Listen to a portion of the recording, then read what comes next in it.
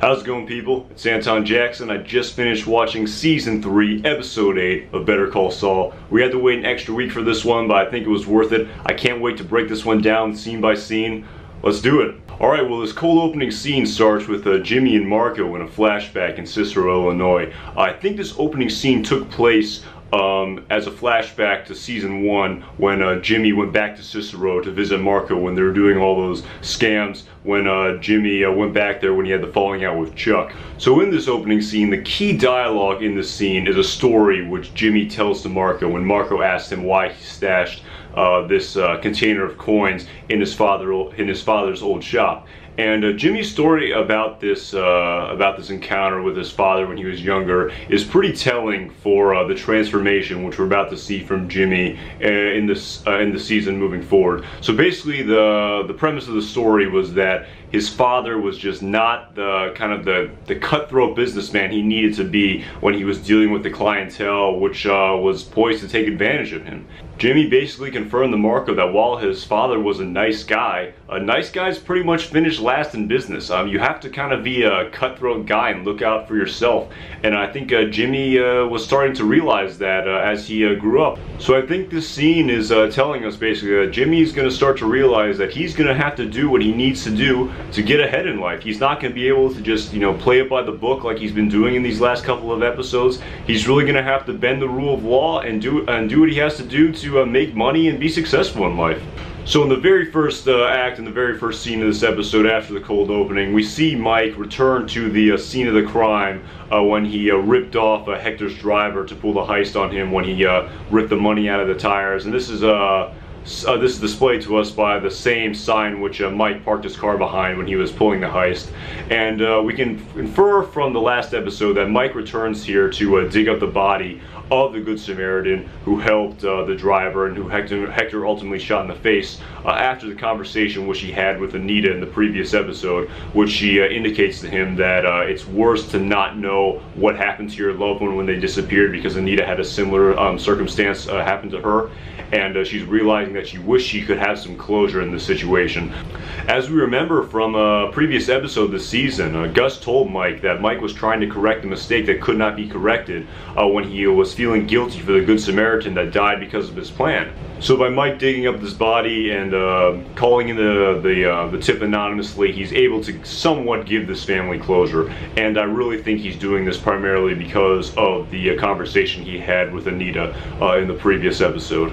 So in the following scene in the opening act, we see Chuck conversing with Dr. Laura Cruz, a callback to the previous seasons of Better Call Saul. If everyone remembers, we first met Dr. Laura Cruz when Chuck first went to the hospital for his medical condition, when the police officers came to his house and thought he was a junkie hoarding himself up in his house. And as we know, Dr. Laura Cruz was pretty skeptical of the validity of his illness. But as it seems from the dialogue, we can infer that he called Dr. Laura Cruz in the previous episode to kind of give her a rundown of the progress of his medical treatment. And it looks like Chuck is definitely making some progress. I think the conversation which he had with Howard in the last episode about him moving on with his life, I think it really has made a great impact on him, and I think he's definitely trying to do that.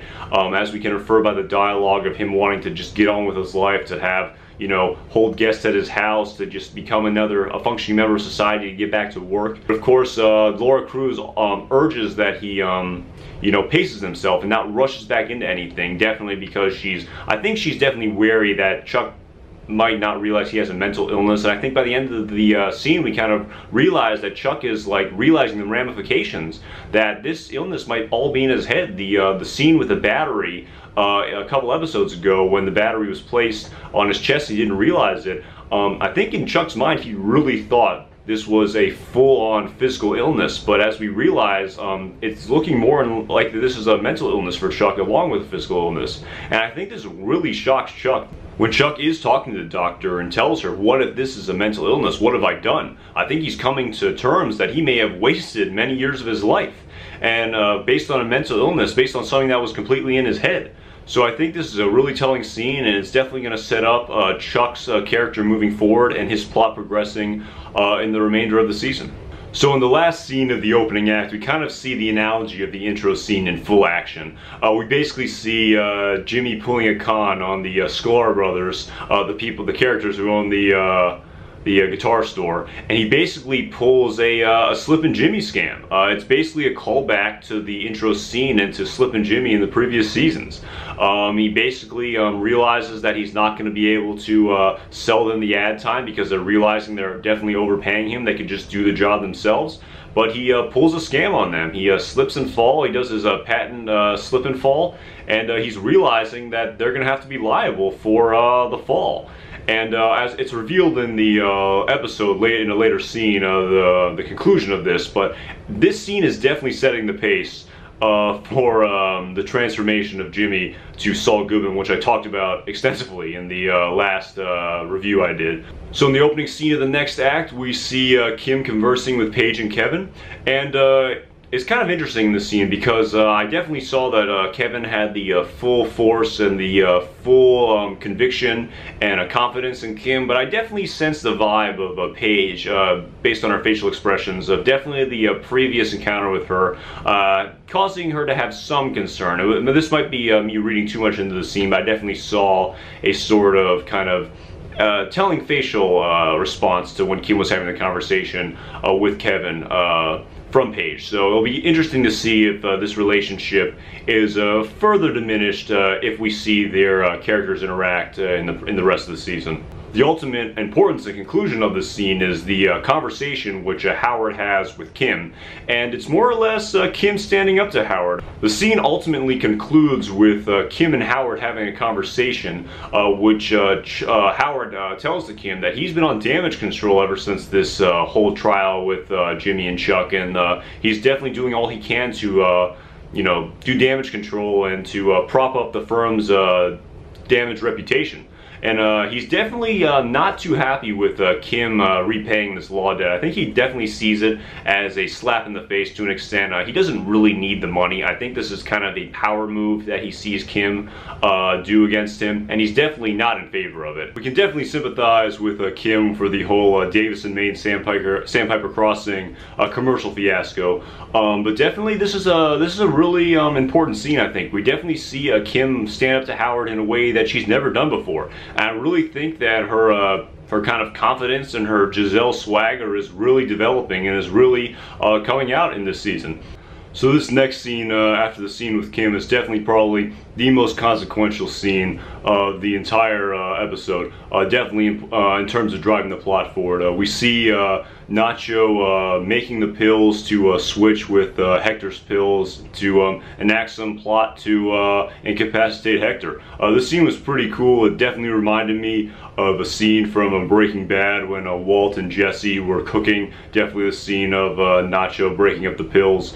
So definitely this scene definitely set up probably the most intense scene in the entire season so far later in the episode. It was pretty also it was pretty interesting to see Nacho you know, pretty worked up about the switch. This is definitely something that's eating up at him, and he's really realizing how difficult it's going to be to make this switch with Hector's jacket pocket. So it was really cool to finally see the conclusion of this scene at the end of the episode. After this, we see a brief scene of Chuck getting more acclimated to daily life when he walks to the grocery store, definitely kind of easing his way into the electrical fields that are all around him in the world.